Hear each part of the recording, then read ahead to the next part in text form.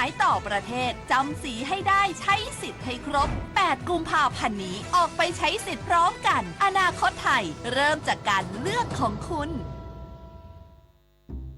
ยาสูตรนี้หายขาดกินปุ๊บหายปั๊บลุงเห็นในไลน์เขาบอกว่าวงในเท่านั้นนะที่รู้อะโอ้ยลุงคะวงในไหนก่อนแบบนี้เขาเรียกเฟกนิวสูตรหายขาดที่แชร์กันในโซเชียลเสี่ยงอันตรายถึงชีวิตเลยค่ะอ้าวลุงนึกว่าดีจริงเกือบแชร์ดังกลุ่มแล้วเชียวงั้นลุงจะจำไว้เลยข่าวไม่ชัวร์ลุงไม่แชร์เพราะสุขภาพไม่ใช่เรื่องให้เสี่ยงกับข่าวปลอมรู้ทันไว้ก่อนปลอดภัยที่สุดนะคะ23 มกราคมนี้ห้ามพลาดถนนดนตรีไลฟ์พบกับบทเพลงแห่งความรักความหวังความฝัน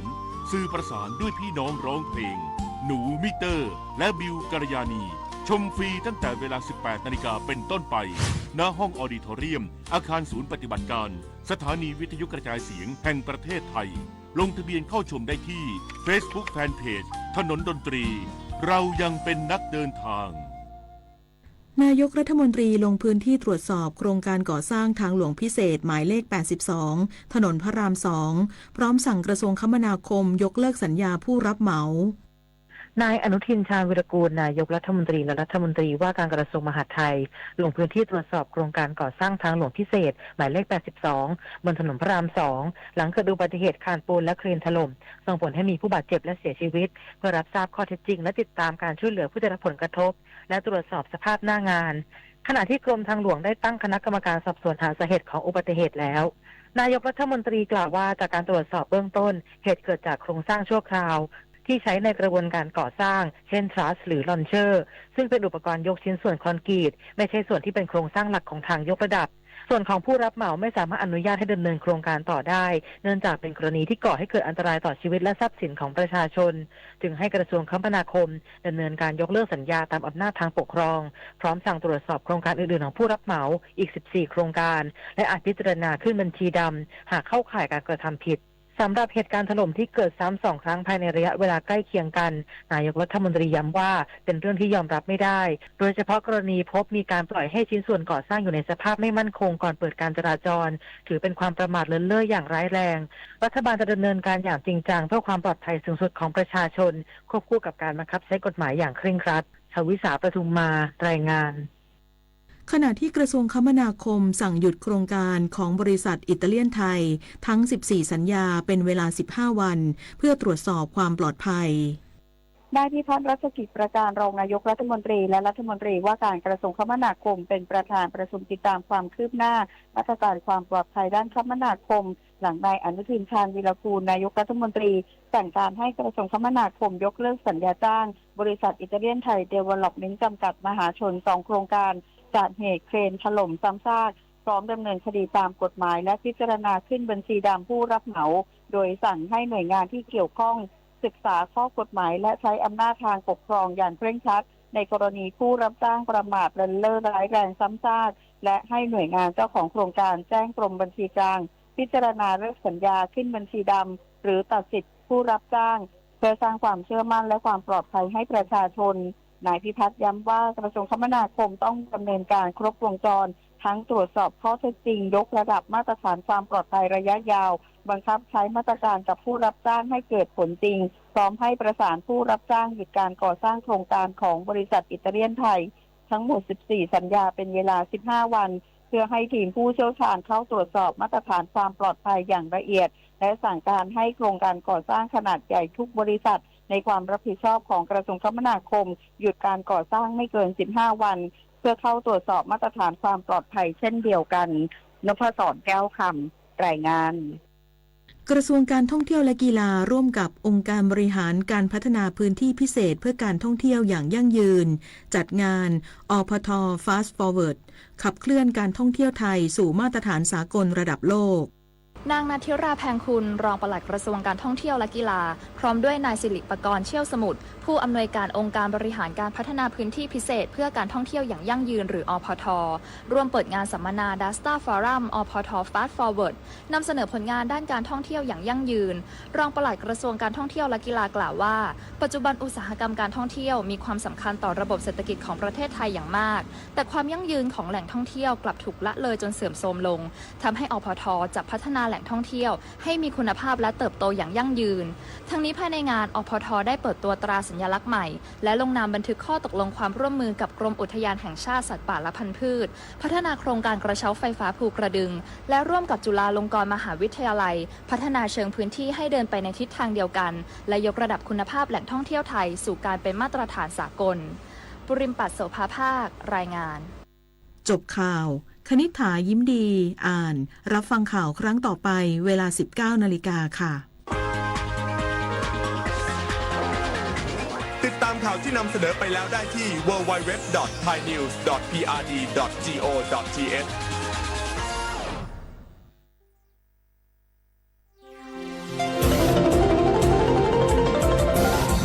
วิทยุแห่งประเทศไทย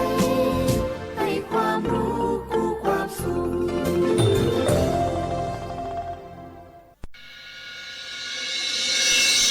สถานีวิทยุกระจายเสียงแห่งประเทศไทยจังหวัดเชียงใหม่ AM 1476 กิโลเฮิรตซ์สถานีวิทยุภาคภาษาชาติพันธุ์แห่งเดียวในประเทศไทยที่มีความทันสมัยเชื่อถือได้สร้างอัตลักษณ์กลุ่มชาติพันธุ์สู่สากล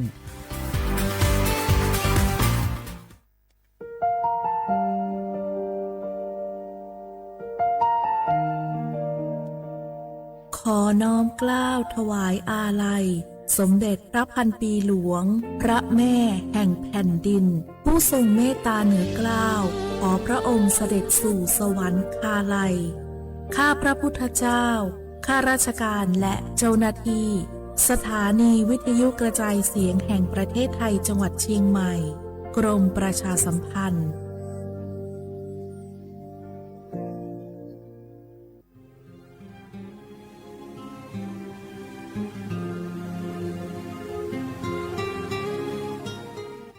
This is a moment of profound grief for the Kingdom of Thailand. We,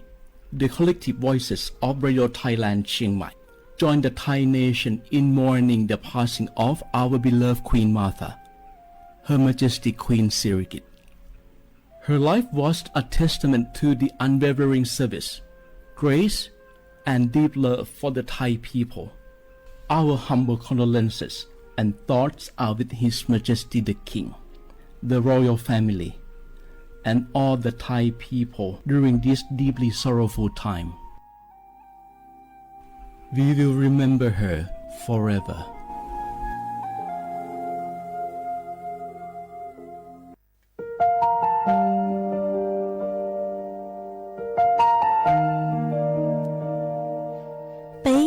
Trọng mong mua kỹ tàu xa cứ nạ vang giữa thái tàu thi chua tàu cho bấy suốt lâu dày lờ lúc suốt tàu xa lùn đầu bấy hãy nành mong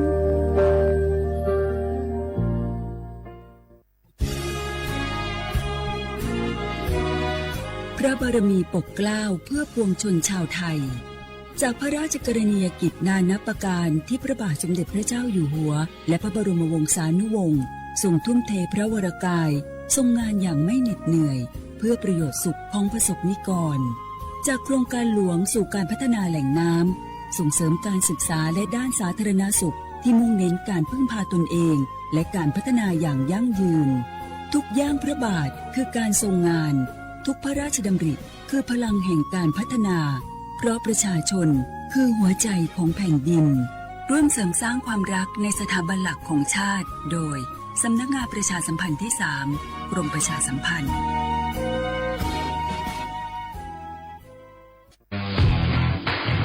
รัฐบาลไทยประกาศสงครามสแกมเมอร์รัฐบาลจึงได้ประกาศสงครามกับสแกมเมอร์ในฐานะที่สแกมเมอร์เป็นวาระแห่งชาติและในวันนี้ผมก็ได้ใช้โอกาสนี้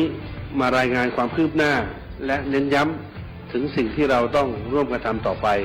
รัฐบาลได้จัดตั้ง คณะกรรมการอำนวยการป้องกันและปราบปรามอาชญากรรมทางเทคโนโลยีขึ้นมาโดยมีผมเป็นประธานด้วยตนเองเพื่อให้ทุกหน่วยงานทำงานไปในทิศทางเดียวกันเราได้มีการลงนามบันทึกความเข้าใจระหว่าง 15 หน่วยงานหลักทั้งภาครัฐและภาคเอกชนตลอดจนสถาบันการเงินเพื่ออุดช่องโหว่ทางการเงินและตัดเส้นทางเงินของกระบวนการอาชญากรรมเหล่านี้ให้สิ้นซาก รวมพลังคนไทยต้านภัยสแปมเมอร์นายอนุทิน ชาญวีรกูลนายกรัฐมนตรี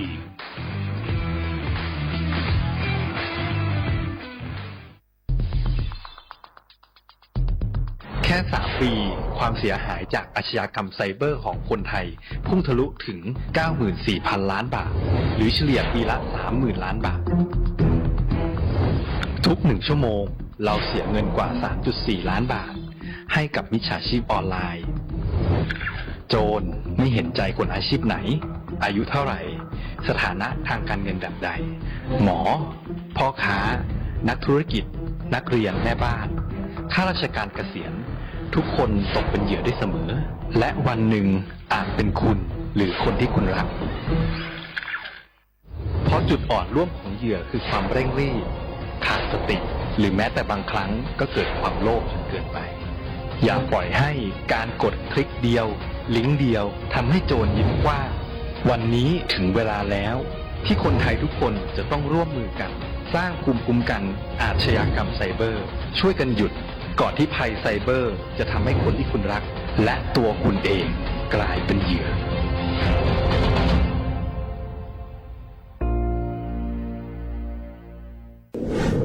ในช่วงนี้หลายพื้นที่ของประเทศไทยอากาศหนาวเย็นอย่างต่อเนื่องโดยเฉพาะยอดดอยและยอดภูประชาชนอาจเสี่ยงต่อโรคและภัยสุขภาพจากอากาศหนาวได้ขอให้ทุกคนเฝ้าระวังโรคที่พบบ่อยในฤดูหนาวได้แก่ไข้หวัดใหญ่ปอดอักเสบโรคอุจจาระร่วงโรคหัดโรคมือเท้าปากรวมทั้งภาวะเจ็บป่วยหรือเสียชีวิตจากอากาศหนาวโดยไม่ทราบสาเหตุโดยเฉพาะผู้ที่ไม่สวมใส่เสื้อผ้ากันหนาวหรือผู้ที่ดื่มสุราเป็นประจำป้องกันง่ายๆเริ่มที่ตัวเราดูแลสุขภาพให้แข็งแรงออกกำลังกายสม่ำเสมอรับประทานอาหารปรุงสุกดื่มน้ำสะอาดล้างมือบ่อยๆไม่ใช้ของส่วนตัวร่วมกับผู้อื่นและหากมีอาการไอจามอย่าลืมสวมหน้ากากอนามัยทุกครั้งขณะอยู่ในที่แออัดที่สำคัญควรรักษาความอบอุ่นเตรียมเสื้อผ้ากันหนาวให้เพียงพองดดื่มเครื่องดื่มแอลกอฮอล์เพื่อความปลอดภัยในช่วงอากาศหนาวนี้ดูแลสุขภาพให้แข็งแรงตลอดช่วงฤดูหนาวนี้กันด้วยนะคะด้วยความปรารถนาดีจากสำนักงานประชาสัมพันธ์ที่ 3 กรมประชาสัมพันธ์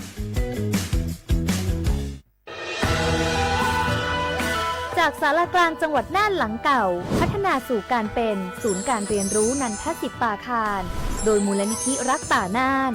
นับเป็นพระมหากรุณาธิคุณที่สมเด็จพระกนิษฐาธิราชเจ้ากรมสมเด็จพระเทพรัตนราชสุดาสยามบรมราชกุมารีได้พระราชทานนามนันทศิษย์ปาคารอันหมายถึงอาคารแห่งความรู้ทุกแขนงของจังหวัดน่านภายในประกอบด้วยห้องนิทรรศการเฉลิมพระเกียรติรัชกาลที่ 9 แสดงพระราชประวัติและพระราชกรณียกิจของพระผู้ทรงเป็นพลังแห่งแผ่นดินและต้นแบบของความเพียรรถพระที่นั่งอนุสรณ์แห่งการเสด็จเยี่ยมราษฎรในถิ่นทุรกันดารทั่วทุกภูมิภาคของไทยพิพิธภัณฑ์ศาลากลางจังหวัดน่านความทรงจำของอาคารหลังเก่าและการอนุรักษ์สิ่งสำคัญของเมืองน่านเทคโนโลยีกับมนุษย์จุดประกายความคิดสร้างสรรค์สู่การสร้างนวัตกรรมในอนาคต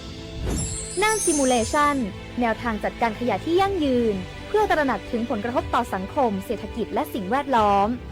ห้องสมบัติน่านย้อนรอยสู่อดีตและความรุ่งเรืองของนครน่านผ่านเงินตราเครื่องเงินและผ้าทองเปิดให้เข้าชมฟรีไม่มีค่าใช้จ่ายตั้งแต่เวลา 9 นาฬิกาถึง 17 นาฬิกาหยุดทุกวันจันทร์และวันนักขัตฤกษ์มาร่วมอนุรักษ์สืบสานสร้างสรรค์ศิลปะวัฒนธรรมและวิทยาศาสตร์ของเมืองน่านคุณค่าที่น่าภาคภูมิใจ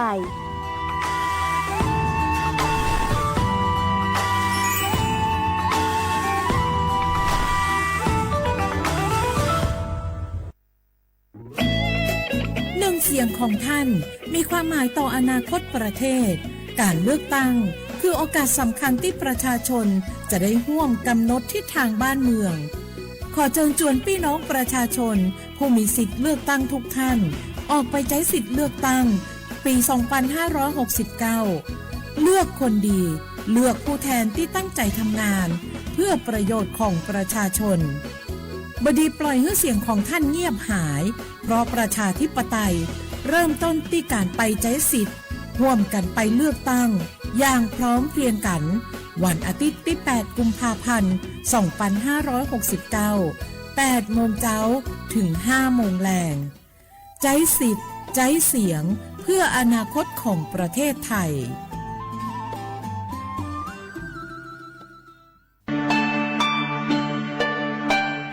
ช่างเต่าช่วยอีจงนาจือกุตีนิ่งจังสวดเหล่าเต่าเป้ายอดจวนนุตียีลูกอ้อลินดูชงอ้อเซ็งจื้อปัวเจ้าเจ้ายั่วเล่งถือกือมัวสัญชาติไทยช้อนหนอกก้างมงสายจางจวนเด็กขอเชยกือมัวใบสายจางขั้นตอนยงหยีซื้อยอดซื้ออยู่ตัวแหล่งเต่าเต้าเฮามงสายจางจะอยู่ยัวเต่าไปไหลบัดเจอเลยหนัวสินจัวยอดไหลบัดสายจางสอสอแบบแบ่งเขตเลือกตั้งสีปังเย้งยอดไหลบัตรสายจางสสแบบบัญชีรายชื่อ5สีกลางยอดไหลบัตรเต่าชั่วประชามติฮาตายูปัวปุโจงกีหลงเปากีใจลี่ช่อเต่ามองซื้อยูเลยเฟ่งเต่ากีสายจางรู้ได้เชยยัวจงเลยจางย้อนเต่าเป๊ะใส่เตะสาย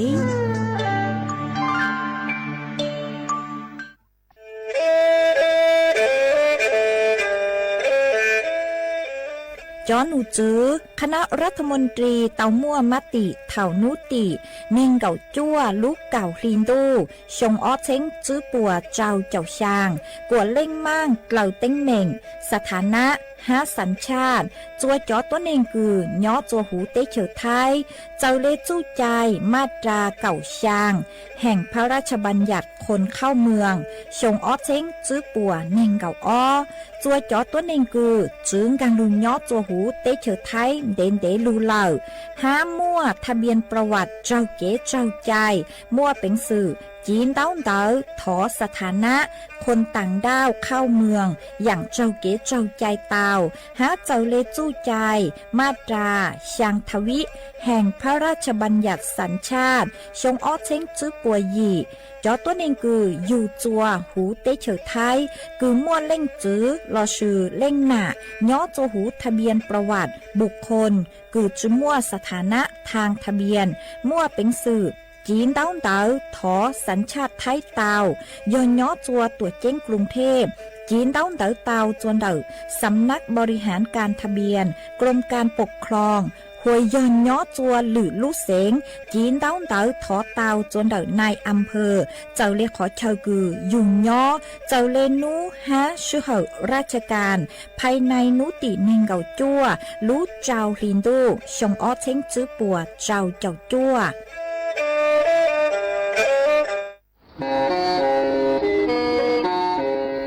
เล่งตือสังเกงโฆษณาจวนเต่าสุต้องจัวสังชัวหูเต้เฉียวไทยเต่าลู่เสียงเจ้งใหม่คือยอขอเชยมัวเก๋เป้ารูเก๋ฉีฟาง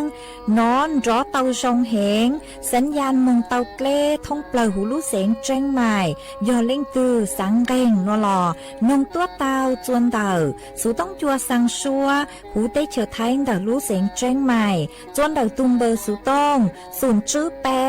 อ้อช่างเจ้าศูนย์เจ้าหยี่หล่อชื่อศูนย์จั่วอ้อเปล่าเจ้าหยี่จื้อช่างจั่ว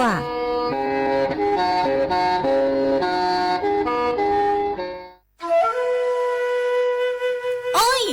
จอปังฟัวอาองพีเอ็มอ้อจุดจื้อจอกั้งลูเหล่าเดาฮาอาขอมัวเกยเลยโยเกอvì mua kế lỡ chứ hà lỡ lông cua khai dạ lỡ sư lỡ la lỡ tê ua chua mua băng số tờ giang mông chua sông tu thầu cơ cho cán lu ua tính mình chua số lờ dù sư hờ lờ cứ bấy suốt lờ dúa tao sư cổng tê chót lỡ lông báo lu sư viết thì khí thải phao tê muốn lông cua lu ua chí của nhang của cừ chót lỡ mót lông báo lu pu cha ha sư băng tí thái số tàu cô do bùn chú khó từ ha ca chua chó nụ chứ phố chua rong suốt lâu sứ bán chuột ua tàu do sứ cổng tê chót lỡ bé cha lê tàu phố chua rong lụ ua bang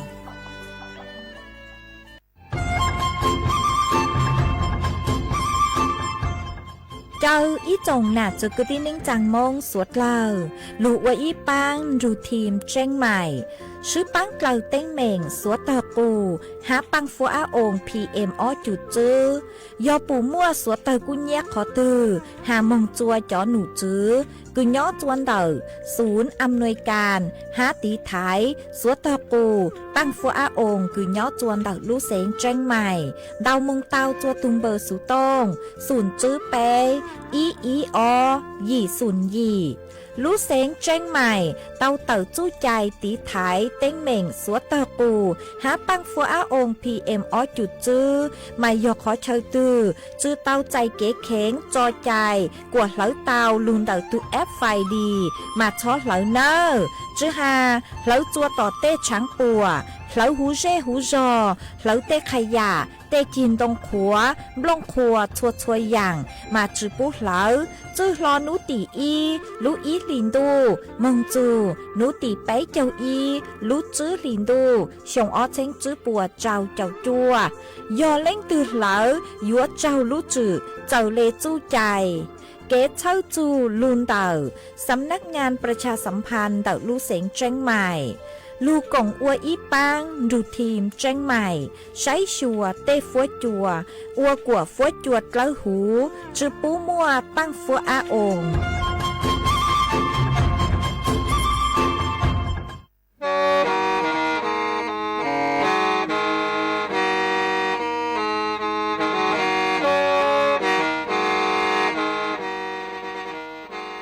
đầu nhúa sự tống chua sang xua hủ tế chờ thai đầu lú sén trăng mài lú sơ hở hà lù mông inu bê hà o già giáng sơn chú bê hà thầu sơ hở chứ tén chú trao tén giáng tròng đu bê hà thầu sơ hở cầu sang tén chú cầu gì tén trang tờn đầu sang AM tê ý chén plau bùa sang chậu trào kHz đầu nó mông do bê lù mông suốt lâu so cán nông tàu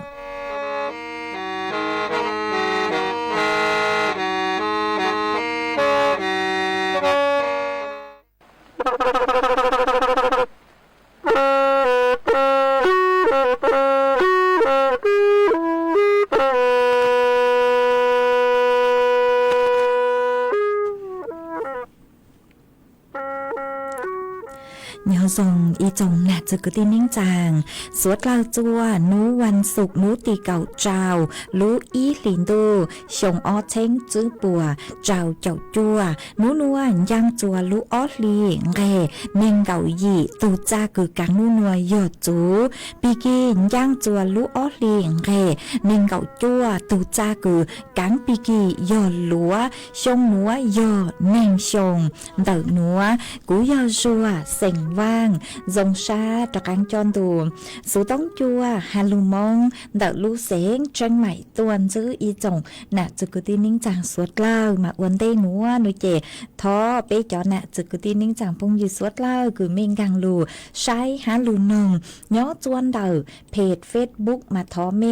สวดเล่าปังจวนนากดไลค์กดแชร์อีเล็งอีแชร์ปูจัวเพจสวทเชียงใหม่ AM อีเช้งเปล่าปัวช่างเจ้าkHz mà ở trong tàu cho mẹ cho lên cho từ cứ luôn rồi cũng nhó ua phấn dư ua kê mà cú vàng hai cha sát hạt tạm món núa suốt lời luôn rồi cũng nhó ua phấn dư ua kê thầu pi mừng chu thầu xào mà chuan giữ núa nuôi kê cú hò dúa luôn múa chó số sử cho lù thẳng chua pé suốt lời tàu bao mà tráng số sử thân tê cứ cú nhớ cho lù thẳng chua pé suốt lời tàu bao nuôi kê giò ý tráng số sử cứ nhó chuan đầu chó nụ chứ có do xó búa tàu tờ tua trắng tàu chua pé chó nạ chứ cứ tin ninh chàng mê linh từ đó cứ hà ta do chó cứ hà ta phô cu có do xó cứ mê chỉnh chứ tàu pรับ โครงสร้างหนี้หน่วยเจช่างเต่าโจเมสุดลังหตายัวเต้ามึงปรับโครงสร้างหนี้อ๋อมาเจ้าเล่ช่างหนัวหน่วยเจมั่วตูหนูจื้อคือฮูหตาดร.นันทวันตูหนูจื้อผู้จัดการกองทุนเงินให้กู้ยืมเพื่อการศึกษาหลอชื่อกยศปกุเต่าเต่าต้วนถัวเต่าหตาเล่งตือคือไม่ยอจอผู้กู้คือเตใจจอเนี่ยกยศเกินเต้าเอจูรู้ใจคือหตาเทเหล่าเตอชิมาเมชื่อเทเหล่าเจกู้จวมปวดจู้จอดอกเบี้ยจวมเมห้าเมเต่าผิดสัญญาเลยจูว่าเจ้าเล็กคือเต้าหาเจเจียนุเจมั่วเตลิงมากู้หตาเจ้าฟ้องร้องเตลิงกู้เจ้าบังคับคดีเหล่ามาเจ้าหนูจุปวหตาเต้าเห็นเลยหนอเจ้าเล็กคือจอหนูจื้อคือย่อตัวลูกเจ๊จ้าจื้อคือย่อสารปกูเต่าเต่าต้วนถัวเต่าหาตาชงอ้อเช่งจื้อปวดเจ้าเจ้าจ้วนหัวจนปูเต่าหาตามั่วจอตัวนึงคืออย่าผู้กู้คือจื้อเทเจ้าเนี่ยเจ้าเลสัญญาเราชื่อคำเจ้าเลคำพิพากษากยศนูเจมั่วจงเห็นเดี๋ยวมั่วจอคือหาตาเจ้าฟ้องคดีเหล่ายออีแสนเต่าเลงฮะมั่วจอคือหาตาตั้งต่อเจ้าบังคับคดีเรากูยอหยี่หวังเต่าเลงฮะหนอมาวีเล่นดาวนุเจจอหนูจื้อป้อชาเลเตาเตอตัวช่างเตอจัวจอผู้กู้กยศเมลิงเตอคือหาตาตั้งต่อเจ้าฟ้องคดีเราชื่อตั้งต่อบังคับคดีนุเจหาจเมหาตามีอยู่เตาปรับโครงสร้างหนี้เนาะจอหนูจื้อป้อกุ้งมั่วปรับโครงสร้างหนี้ออนไลน์5มาอยู่เท่าคือหาตาก็ปรับโครงสร้างหนี้ก้นรูจอหนูจื้อกยศป้อทางเหล่านุเจป้ออยู่มั่วเก๋กังคือลุงรูก็ทางป้ออยู่ว่าปรับวางแผนจะอยู่หาตาป้อจอมั่วก็จอ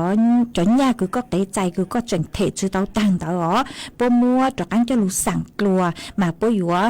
จู้รู้สึกเหกว่ายอเก่าจื้อชงเนาะเจียจัวก็เตาเทมาปุ้ยอยู่คำนวณหาตาก็อยู่เทเตาเบาเล่จ้างเนาะมาปุ้ยไม่รู้สึกเหคือหาตาเดตัวเหรอฮะ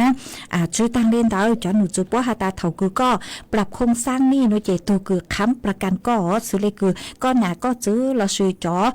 เช่งเชนแต่ก็คือปุ้ยเตาค้ำประกันก็เนาะเจปุ้ยอยู่กลีบเปลืองแต่ขอคือหาตาค้ำประกันก็เนาะปุ้ยจุ่มส่วนเกี่ยวข้องดูก็ท่องนุ่งไก่นัวเหลิกมาปุ้ยอยู่กลีเกียฮะชื่อทางเล่นเต๋อปุ้ยชื่อลูกชื่อหันเด่นเด้ยอดจากกันลูกคือก็มึงปรับแกโครงสร้างนี่เจ้ปุ้ยอยู่สัวจื้อนุ่นเต๋อมึงเก่าจื้อชงจวนจื้อเจียจัวก็จากกันเตาเทอ๋อมาปุ้ยกูอยู่จากกันอวยชงอีอย่างเล็กกูเตปังเนี่ยรอปุ้ยจื้อจู้จุกก็เหลิกปุ้ยอยู่สั่งชงนี่คือเท่าคือก็เตะใจช้าคือก็จื้อเตาผิดสัญญาณเต๋ออ๋อมาปุ้ยอยู่เจียอยู่เทชั่วลูกลีจื้อเข้าเล่นนู้ตีจื้อชัวรู้ลีอ๋อแต่สมาก็อยู่เจ้าเถนเตาปุ้ยอยู่มดก็จะเนี่ยคือก็เตะใจเตาจะลูกคำนวณตัวชาเจจอกันจู้รู้สึกเด่นเดจูก็เจอวัวก็เตาเถเจ้าเหรอมาจนหนูจื้อปัวหาตายอหาตาปัวตื้อปรับโครงสร้างนี่จัวเป้เหล่าเอเป้จื้อผิดสัญญาเหล่าก็เถจะเล็กคือจอหนูจื้อปัวหาชั่วรู้ลีเนาะเจจอคือยอจอเบี้ยปรับคืออย่างตันหลัวคือก็จือเทป้มั่วเบี้ยปรับจะอยู่เนาะเจป้อยู่มั่วของเต๋อยกเลิกจะอยู่เนาะอวดจัวก็ยกจือเตาเทจอคือยอเบี้ยปรับของเต๋อฮะจือทางเลนเต๋อยอหาตาก็เทเจ้าเลสัญญาก็รูปว่าชื่อทางเลยโลก็อวดเจ้าเลยคือป้วเตาหาเจเจียนโนเจเตอย่างคือหาตาก็อยู่เจ้าฟ้องคดีบังคับคดีโนเจเตอย่างเล่นเต๋อชื่อมั่วเลยเนาะป้วกูอยู่ยกเลิกเตอย่างเล่นเต๋อมึงห้ามาจัวยกขอจงจัวจ๋อตัวนึงคือหาตายอผู้กู้กยศคือเมเตาผิดสัญญาเตามั่วเก๋กังคือหาตาฟ้อ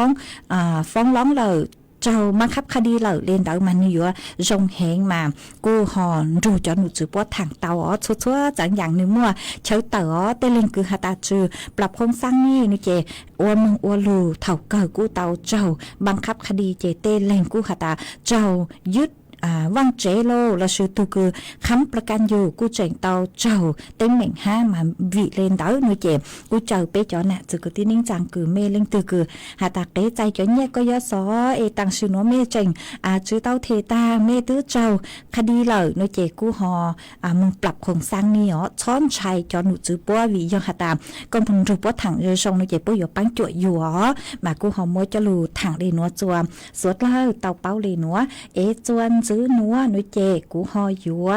ลูจออีช่างเกลอเจจัวเป้สดเลยลูกงเกลอเจอัวเกอีปลาหนุเจกูหมั่งจอกังลูมัวหรืออย่างจอลูถังจัวเป้สดเลยเตาเป้ากูจออีช่างชัวปังเสงกือมัวออไปแรงตู้หูชัวปังเสงซื้อปังจั่วหูช่างหนัวมัวลุ่มเปหาตาไม่ฮับเป้หมากมัวจออัวเกเช่าชาจัวเป้จอหนักจือกตีนิ่งจางสวดเลยเตาลูซื้อกงน้องอัวเกลูซื้อลูเป้ยออีให้หนึ่งมองอ๋อมาเป้หอยเตาลูซื้อลูมามัวจอจัวเป้สดเลยเตาลูน้องอัวเกเป้ให้มอยเท่าตื้อมาจากสิลูเป้ให้มอยเท่าตื้อมาจากสิป้า有大的一个天谷，马西路马早西河，共一路西啊好依靠的多得我给。有点悲，同时要共着我给，真的悲，给我们。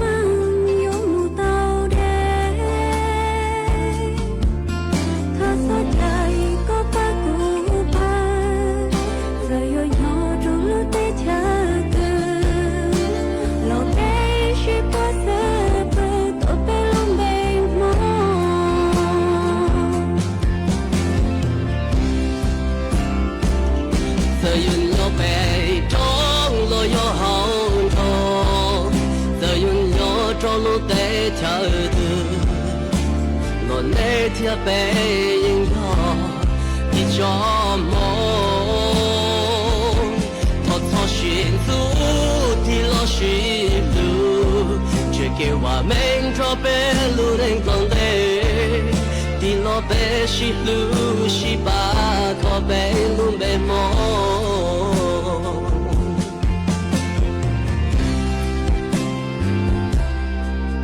那天背。这是的路呗，只有背，有时路偷错行走，在古着一个行业，路头背是把住的，都梦入内，跟我一个天人的背。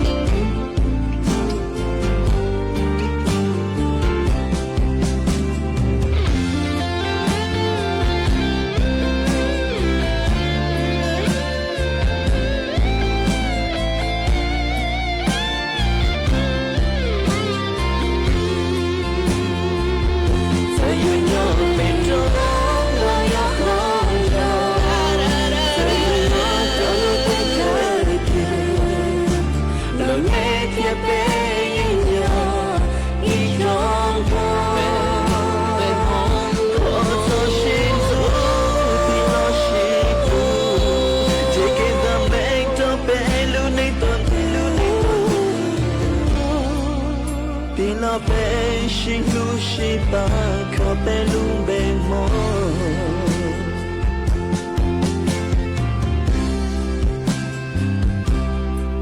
那天被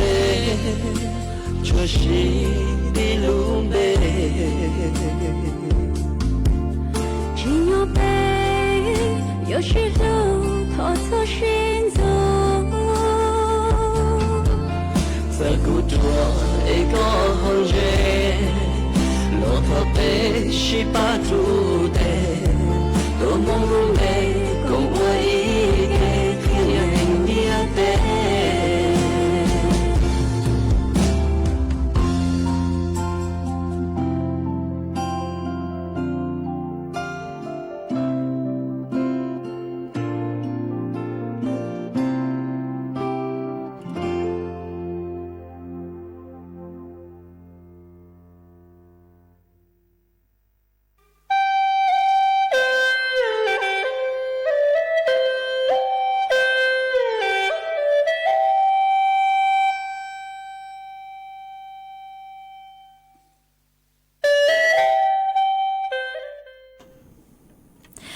จวนจื้อหนัวกูยัว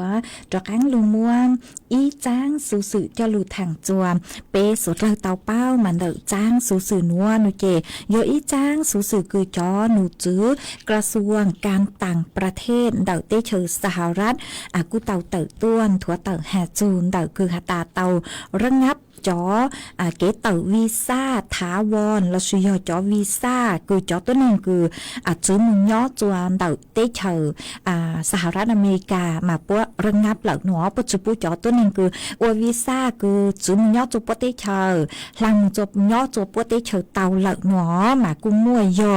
ช่างเจ้าจื้อรู้เตเชอมาเตเชอไทยยอ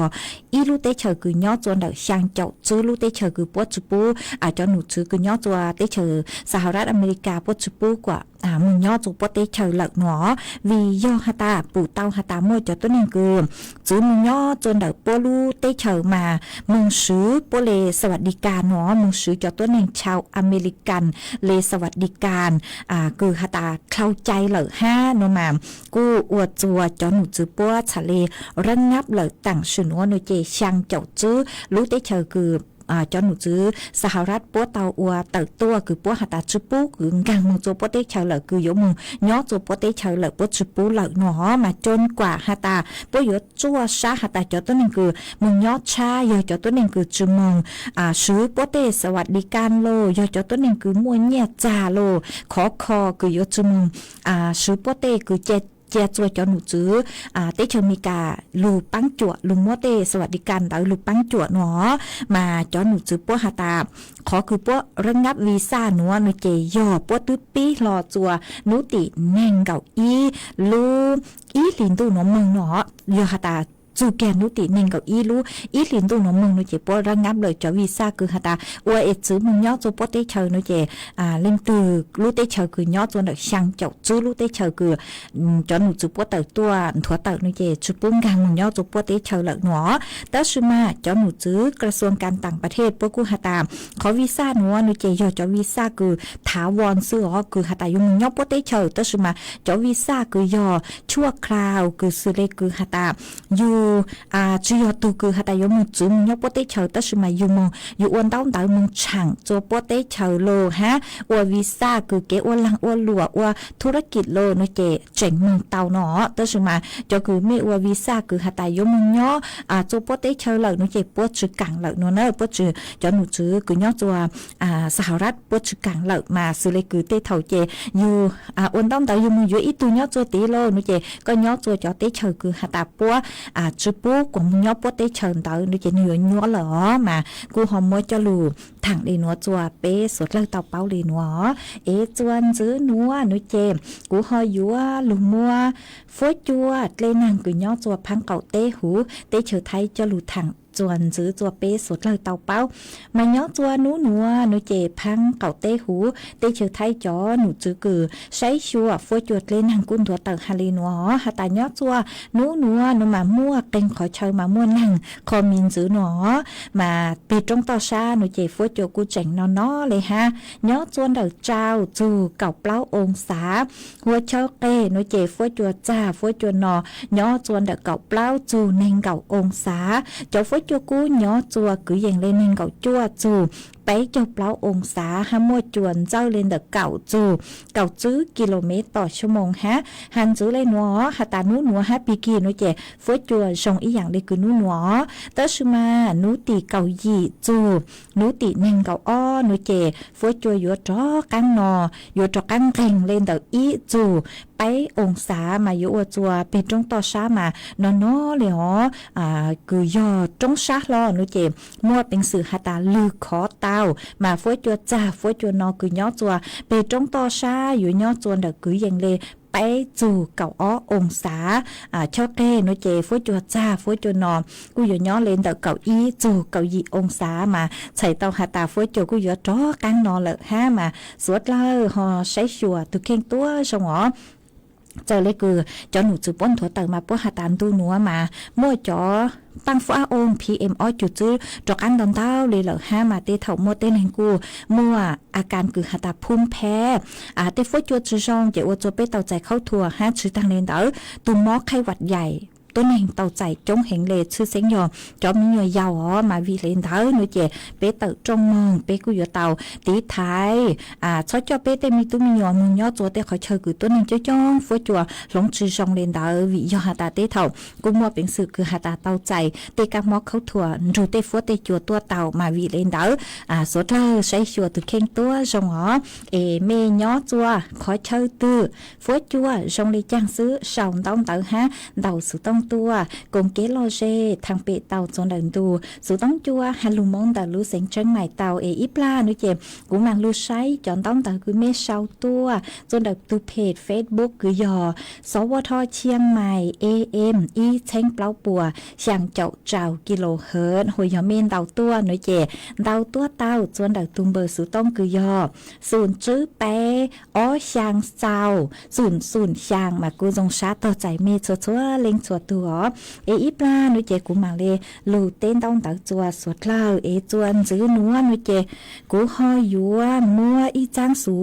มงตัวจะลูสังจัวอีจงหนักจุกตีนิ่งจางสวดเล่าเต่าเป้าเลยนัวจางสูมงตัวนัวเต่าตั้งขี้เซินจูหนักรวมเป้าหยากูตื้อสั่งอีหรือเหล่ามาจกตีกูหาตาเถ่ายังมอนัวถอกว่ามัวสั่งอีจันจื้อห้ามากูหอมมัวจกันจะลูสั่งอีจันจื้อจัวเปจ่อหนักจุกตีนิ่งจางสวดเล่าเต่าเป้ามาตูสร้างจังสูนัวยอ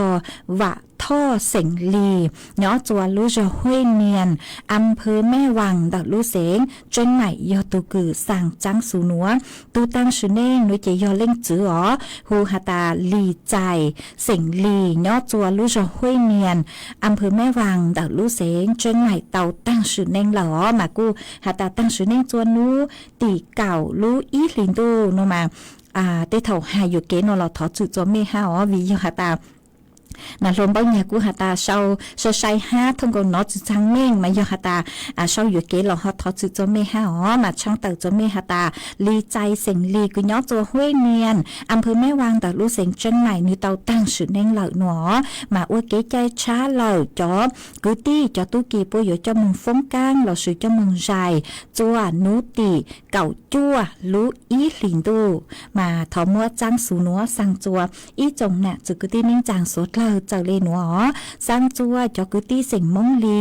ตั้งชอชื่อตัวเล่งตึงเบอ๋ย้อจัวชัวลูจอชัวลูเสียงทงเปล่าหูเตเฉียวไทยหาจวนจื้อสร้างจัวจอนิ่งจางตั้งชอชื่อตัวเล่งตึงเบอ๋สร้างจัวจองเก้าจองมัวเยอะยี่เยอะเหล่าตั้งชอชื่อตัวเล่งตึงเบฮะสร้างจัวจอนชัยจอว้าวจื้อหาชัยว้าวกืนชัยว้าวตีตั้งชอชื่อตัวเล่งตึงเบอ๋ต่อการเกนัวกูสร้างจัวอีจงหนาจุกตีนิ่งจางพงยืดตั้งชอจื้อหาเสียงมงกลางก็จื้อเต้เชิงเชนจัวเชนแต่พังตุ้งย่างพังใช้ว่าตั้งชอเต้พงยืคือเป้าจูมาอยู่หาตาเมเต่าหนอเลยนุยเจ็บตัวรูปังใช้ปังหัว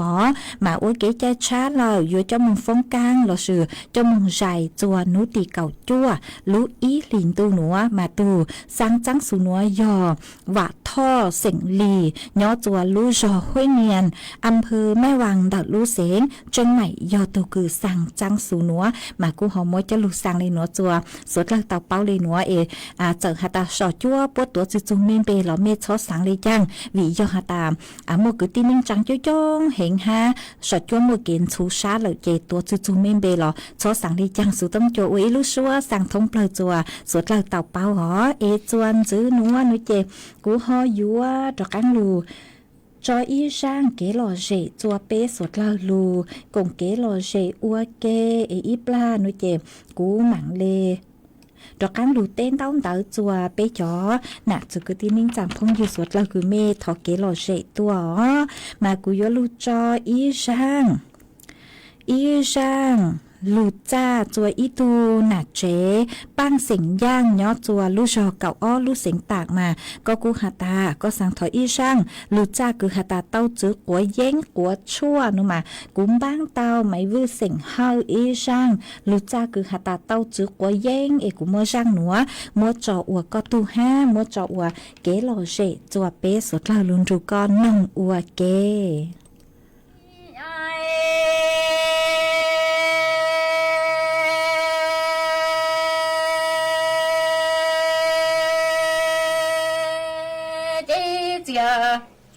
ra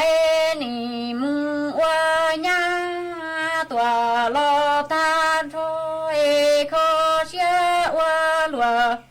nó yo cú mù to lần tu lần trong rong chê cú do cò lo nhà do chi hăng e tao lần tu lần trong tu mi lử lia chi lử dân lu nhỏ tia chi do cò lo ta trồng li plai mi gạo sớm lòng rư chê ni tan tua chua mò lư lam lòng mam lòng đông si tư dâng e chi mô cho lần nia lần chi tiệm lê chê yu cư lò thầy li trắng e ni ti lăng to do ư tò mi kế luân gầu luân thâu e do tề chờ si to kem lòng xe thiền tao thiêm lòng rư lò vơ hoa sang mò ni ai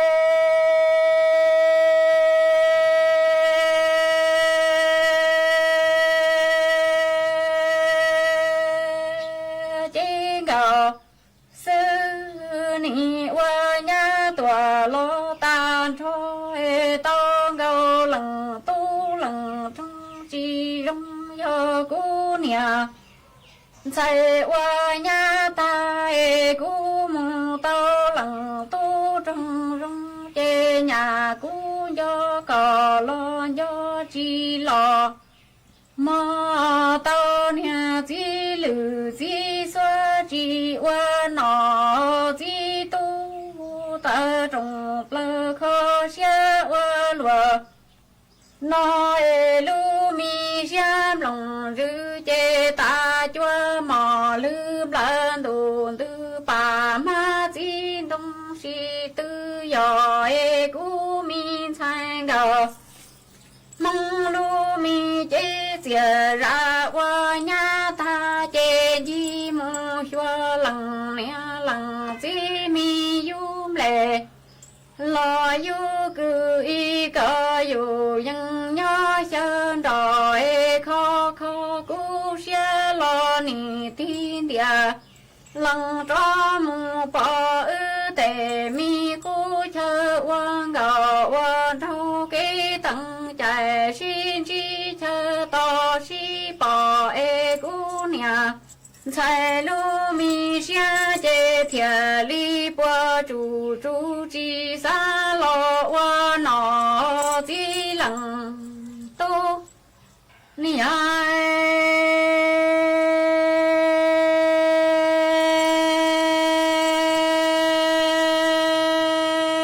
ai khó xia qua lùa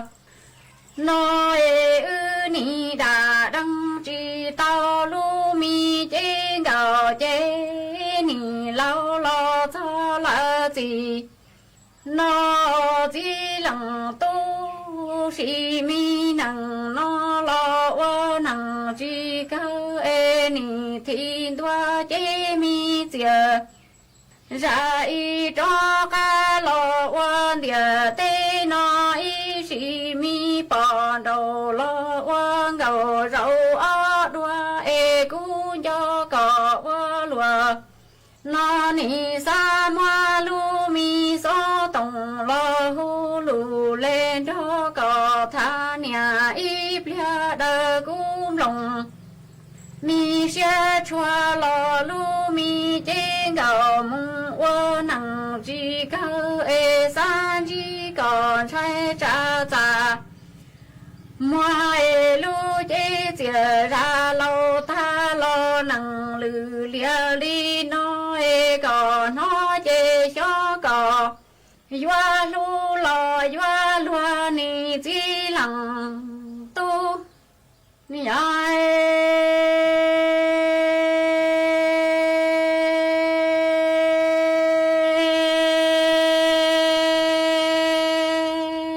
chê mi chi gạo sư ni wa nhà tua lo tan thôi lu nia năng chỉ cơ ni thì tao chỉ gạo lo quang gạo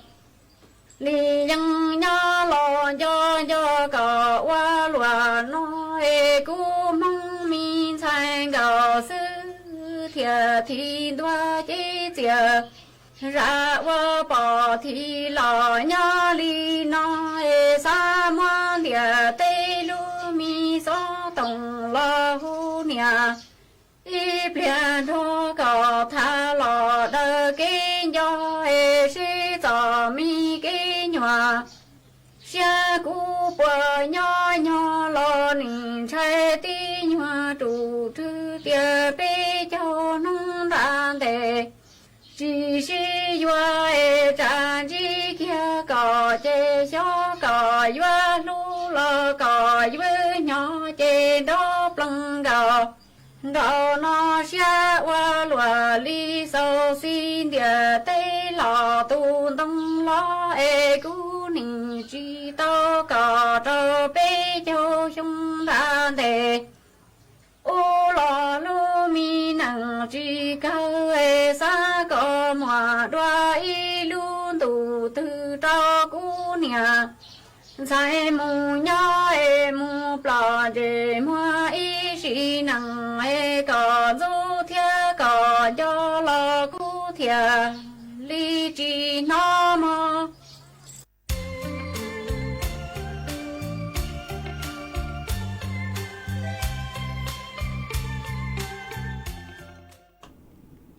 mà chuan giữ núa cho căng lù tên thông tờ chùa bê cho nè chùa cái tin minh rằng phong dư cử mê tàu sòng đóng tàu tua cùng kế lô dê thằng bê ua kê mà cua trong tàu chùa cho phong dư cho lên tàu tua cử mê cua hà nhớ sông tua chùa thầu giảng trọng tu ha bán chùa sang sticker tuôn tàu tàu cần gạo lê sau lút lăng lú rù bán chùa nà cột lấy cột chè tua ha mà ua trong tàu hó mà mua y lên phong dư cử sử lũng bê hà tà bang xe mà có hà tà nhớ sông chùa thầu giảng trọng tu đỡ lú sinh tạc mà nọ chúa nu lê nọ mà ua trong tàu cử họ khá tua hó ha y lên phong dư haวิทยารัตนะยั่งยืนกูลก็กูหาตาnhớ sông chùa thầu giảng trọng tu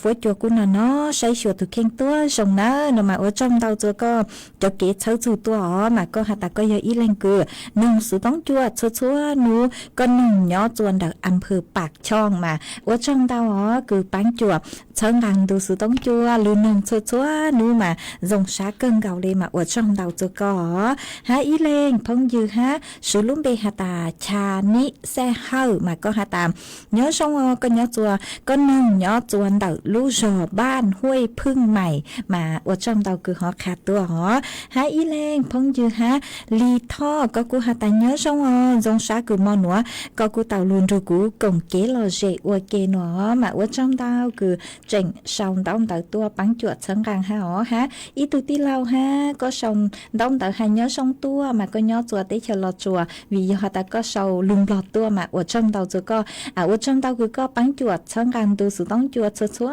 tăng kỳ chúa mò mà dòng xá cơn gạo lì ó mà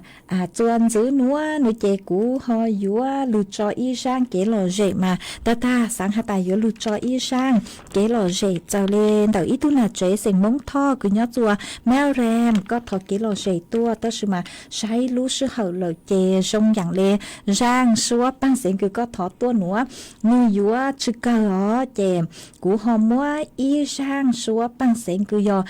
tuôn chai bông bảy lao rang xua băng sinh cứ mua luôn bề hạ tài chua chúa băng bông cú thiệt qua mà cú mới rang nữa cho bé sốt lao tàu luôn nông ở y rang tọt cán cờ hó lừ ra nó chè cú tọt cán lù chặt lấy can sốt thầu sơn rú nó hoàn chăn nó chè cú mạng lù cho rang xua băng sinh cứ tu nà chế cứ nhớ cho mèo rem cứ có thọ tua cú mạng tọt cán mới cho lù cho vì do cú chay hạ tài cú cho mò nữa nó chè nhiều chữ cờ chè tế thầu yêu nông chữ cờ rang nhiều thọ tua chè khổ xa hẹn lệ chè nó hoàn chăn sơn rú cú mạng tọt cán mới cho lù cho chú có cú hòm múa rang xua băng sinh cứ tuôn chai bông bảy lao giờ tôi cứ hú rang nữa múa cho rang tọt cán cờ chùa เปสดลาลูกงเกลอเจอัวเกช่างเต่าจัวเมสดลาเต่าเป้าหาตานุวันเสาร์วันอาทิตย์นูเจนารวมเป้าเนี่ยจัวเกาลูชัวเจเกียเสืออ้อยไปมาตะกังลูซึ่งจัวรายการสดจัวอนุวันจันทร์มงมาเสาร์อาทิตย์เจเกาลูชัวซื้อลูปังจวดช่างกังดูสุต้องจัวฮาลูมองแต่ลูเสียงเจิงใหม่ฮะอ๋ออัวจองเต่าจัวเมชัวเล็งชัวตูมอนัวชื่อเขาตั้งเลยเจกูจวนซื้อเมมเบาเลนัวซื้ออ๋อมาตะกังลูซึ่งกลัวอวดช่องเต่าย่อชงสวดล่า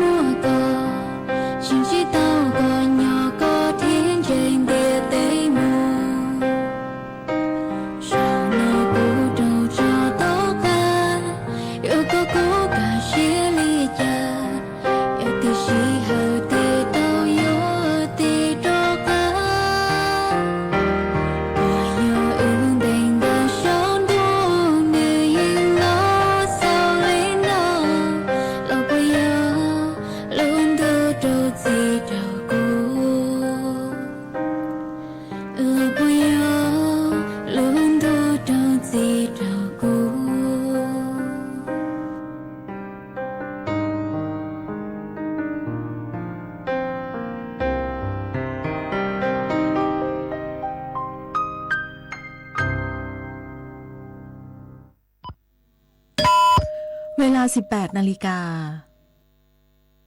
เป็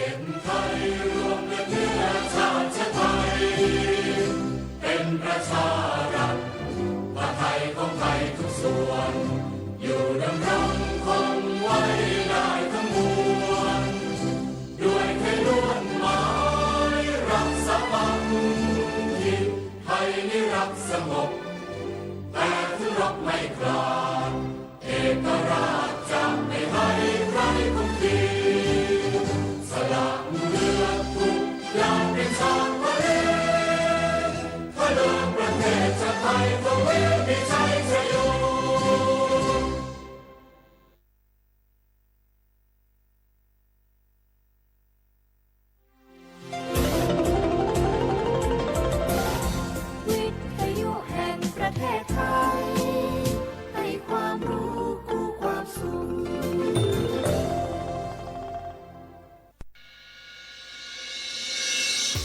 ถานีวิทยุกระจายเสียงแห่งประเทศไทยจังหวัดเชียงใหม่ AM 1476 กิโลเฮิรตซ์สถานีวิทยุภาคภาษาชาติพันธุ์แห่งเดียวในประเทศไทยที่มีความทันสมัยเชื่อถือได้สร้างอัตลักษณ์กลุ่มชาติพันธุ์สู่สากล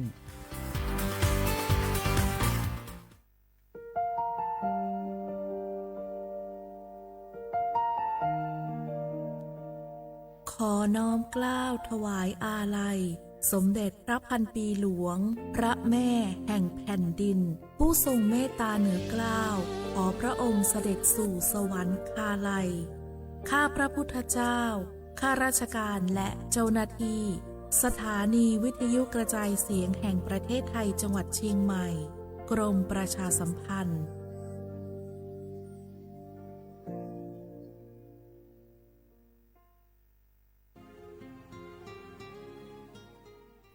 This is a moment of profound grief for the Kingdom of Thailand.